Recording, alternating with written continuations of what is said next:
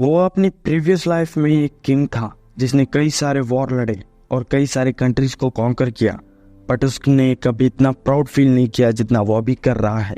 वो क्रॉल कर पा रहा है। आर्थर को अपने एक कमरे में बाहर निकल के रोज बुक पढ़ने जाता है जिसमें हमें इस न्यू वर्ल्ड के बारे में बताया जाता है। इस कॉन्टिनेंट का नाम है डिक्टेटेन, जो कंप्राइज होता है 3 मेजर किंगडम से। फॉरेस्ट में रहने वाले एल्फ का किंगडम एलनॉर, अंडरग्राउंड रहने वाले ड्वार्फ का किंगडम ड्वार्फ और सबसे ज़्यादा पॉपुलेटेड ह्यूमन किंगडम सपीन। आर्थर कहता है कि उसके वर्ल्ड में रूलरशिप एर करते थे, बट इस वर्ल्ड में रूलरशिप पास डाउन होती है।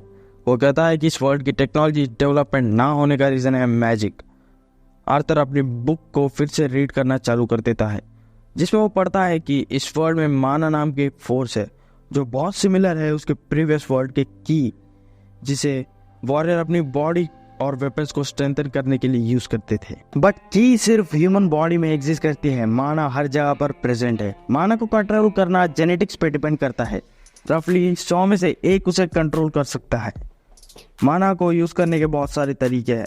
सबसे कॉमन और वेल नोन तरीका है ऑगमेंटिंग और कॉन्जरिंग। ऑगमेंटर्स अपनी बॉडी को माना से एनहांस करते हैं जिससे उनकी पावर बढ़ जाती है, बट उनकी लिमिट है उनकी रेंज। कॉन्जरर माना को इमिट करता है आउटसाइड वर्ल्ड में जिससे वो सराउंडिंग को बेंड कर सकते हैं अपने विल के अकॉर्डिंग, बट उनको अपने माना कोर के बजाय आउटसाइड माना को यूज करना होगा स्पेल क्रिएट करने के लिए। आर्थर कहता है कि उसकी मदर एक डेविएंट है, स्पेसिफिकली बताया जाए तो एक एविटर। ये एक यूनिक टाइप के मेज होते हैं जो हीलिंग मैजिक यूज कर सकते हैं। आर्थर उस बुक में आगे पढ़ता है कि एक मेज की अवेकनिंग एडोलसेंस और लेट टीनेज ईयर्स के बीच में होती है, उनके माना कोर फॉर्म होने के बाद। माना कोर को यूज करना बहुत हद तक की सेंटर की तरह लग रहा था। की सेंटर को फॉर्म करने के लिए छोटे बच्चों को बचपन से ही मेडिटेट करके की फ्रैगमेंट्स जो उनकी बॉडी में होते हैं उन्हें सेंस करके एक पॉइंट पे जमा करने सिखाया जाता है। आर्थर मेडिटेट करना चालू कर देता है और वो माना को फील करने लगता है। वो उस माना को अपने सेंटर में भेजना चालू कर देता है, बट तभी उसकी मॉम वहाँ पर आ जाकर उसे वापस ले जाती है।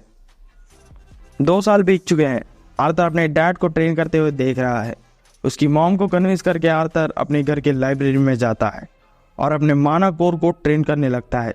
इन 2 सालों में आर्थर ने अपने माना कोर को ट्रेन कर लिया और जब उसका माना कोर फिनिश होता है तो उसकी वजह से उसका पूरा घर ब्लास्ट हो जाता है। उसके डैड उसे बचाने के लिए पहुंच जाते हैं। उसके डैड शॉक हो जाता है आर्थर को देखकर कि इतनी कम एज में उसने माना कोर को फॉर्म कर लिया। उसे अपने माना कोर को फॉर्म करके 1 साल हो चुका है।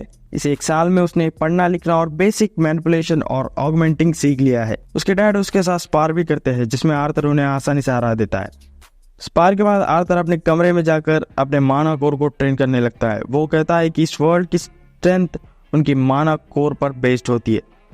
माना कोर शुरुआत में ब्लैक होता है बॉडी की इम्प्योरिटीज की वजह से। टाइम के साथ माना कोर प्योर होते जाता है। वो ब्लैक से रेड, रेड से येलो, येलो से ऑरेंज और ऑरेंज से सिल्वर और सिल्वर से वाइट में चेंज होता है। हर स्टेज में ये 3 शेड्स होते हैं, डार्क, सॉलिड और लाइट। जितना ज़्यादा लाइट माना कोर उतना ज़्यादा वो पावर होल्ड कर सकता है। आर्थर को उसकी मॉम खाने के लिए बुलाती है और उसके डैड कहते हैं कि अब टाइम आ गया है कि आर्थर के लिए एक प्रॉपर मेंटर ढूंढने का।